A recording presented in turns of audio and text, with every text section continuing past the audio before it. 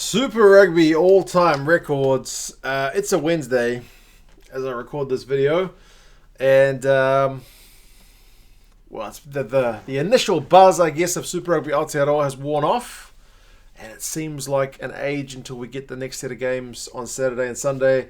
I was at work and I was just mucking around on my lunch break, and sure enough, I came across some Super Rugby all-time records on the official website for Super Rugby. I thought, man, some of these are quite interesting, so let's have a chat about some of these. Some of these were definitely new to me, and you guys can let me know kind of your memories of some of these guys as well. I should state that the website says that they are they're accurate as of the 31st of January 2020, so a few of them may have changed a little bit, but hopefully not too much.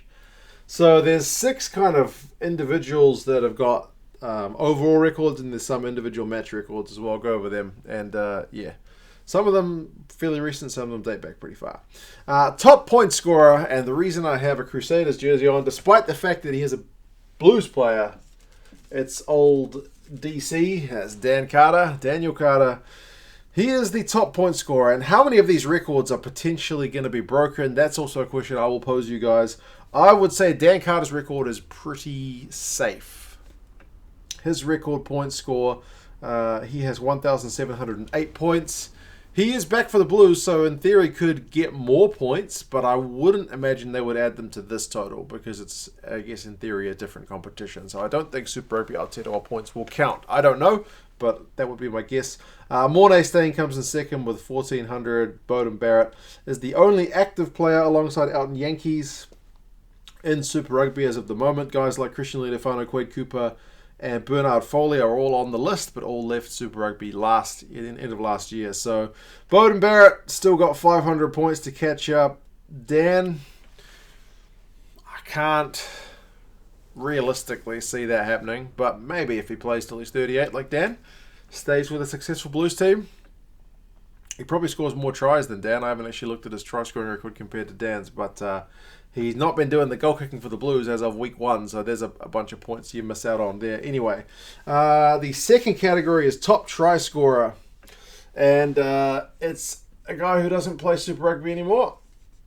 It's Israel Folau. Israel Folau for the Tars, 60 tries he managed, and I don't see how many games he played, but I would imagine his strike rate was pretty high. The guy had a very good eye for a gap, was able to kind of bump off tacklers and just kind of glide through. It was a very special way that he runs the ball, which most guys cannot do. 60 tries for him. Dougie Howlett's got 59, Caleb Ralph 58, Joe Roth 57, and then Nonu, Cullen, Habana, and Mortlock, which is a bunch of legends, have all got 56. Perenara is the only active guy on the list with 54. 54, and he has, how old is he, like 28?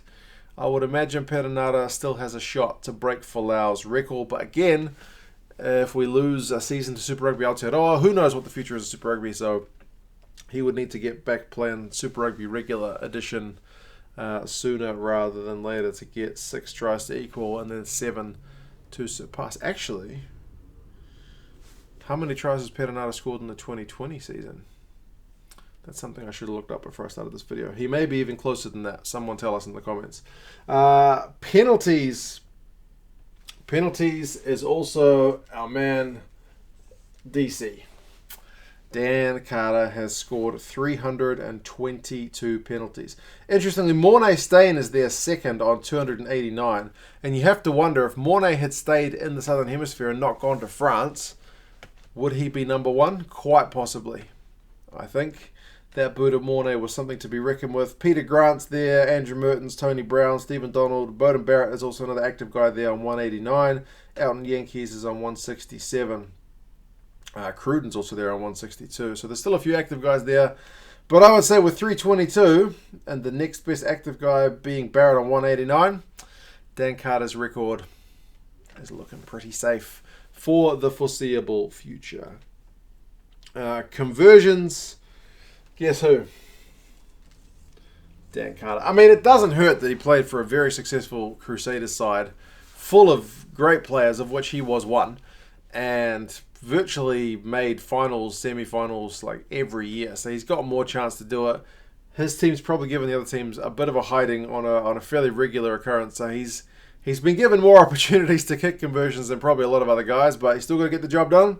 306 for him. Elton Yankees is actually second on 262. He's played in the back of a pretty successful Lions team, but not always with successful teams.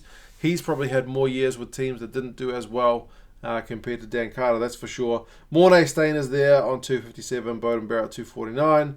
Bernard Foley, Leofano, Donald, Cooper, Mortlock, and Peter Grant all still there. So similar goal kickers as to who kick the penalties.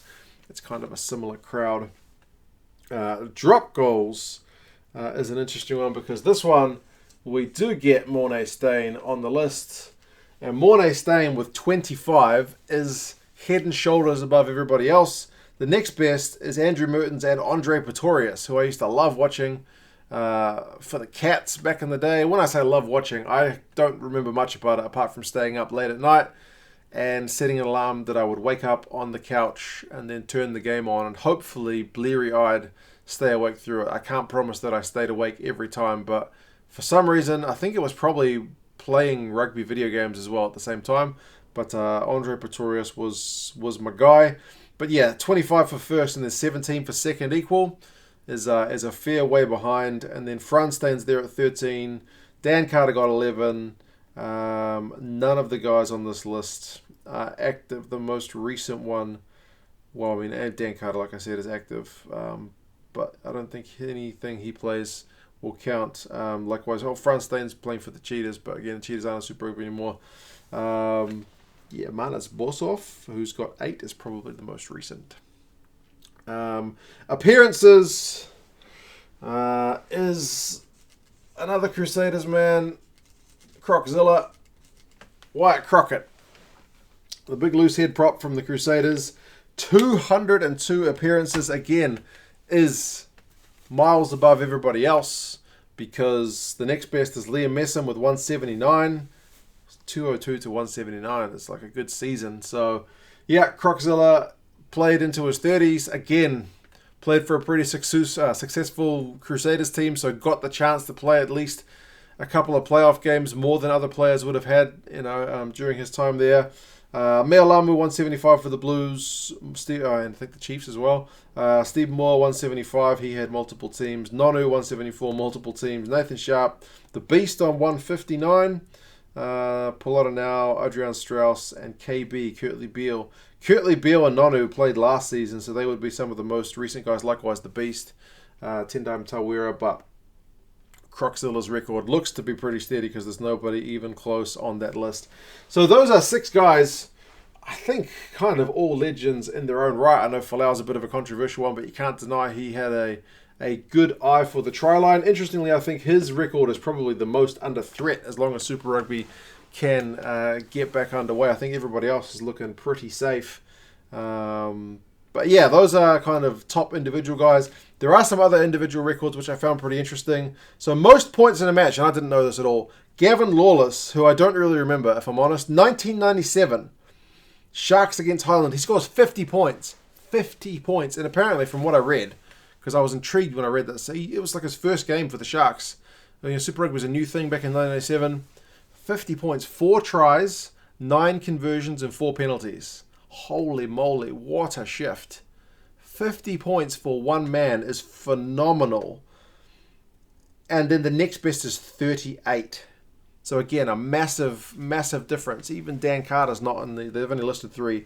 Robert Dupree for the Sharks. Again, it's another Sharks man. The Sharks are inflicting some pain on people against the Blues as well. So Sharks against New Zealand teams, 38 points for Rob Dupree and Mornay Stain. So they're all South Africans.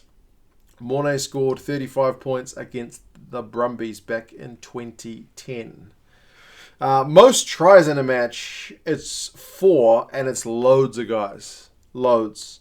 Some of the names, Joe Roth, again, Gavin Lawless, Joeli Vidiri, Caleb Ralph, Mills Muliaina, Charlie Natai, Kutnos Gosan, Hugh Jones, Ben Lamb, Madosh Tambwe, Nali Lamape, Rico Iwane. The list goes on. Heaps of guys have scored 4 tries. The Sunwolves were the victim of that once. The Highlanders, the Bulls a few times, the Blues a few times, the Kings. So, yeah, got pretty messy for some of those guys. Nobody's yet cracked 5 in all those years. Most conversions in a match, Andrew Mertens kicked 13 conversion against the Waratahs. That game, Crusaders Waratahs, that was an absolute hiding. I mean, likewise, that game, Gavin Lawless got 50. I think it was like 75-40 something. So, yeah. Andrew Mertens, 13 conversions. Bowden Barrett once kicked 9. So even though he doesn't get a very good rep for his goal kicking, I don't know how many were straight up in front, but he kicked 9 against the Rebels. Derek Huchard's on there. Nico Sanchez, Octede Black, all in that kind of top area. And most penalties in a match is actually Elton Yankees. Guy who gets a fair bit of stick, but he once kicked 9 penalties in a match against the Cheetahs back in 2012. Probably when that Lions team he was playing for was not the Lions team that made Super Rugby finals anyway. So good effort from him. Other guys on the list, Yanni Kriya, Willie Walker. Don't remember Willie Walker. 2003 Highlanders against the Chiefs kicked 8. Those guys both had 8.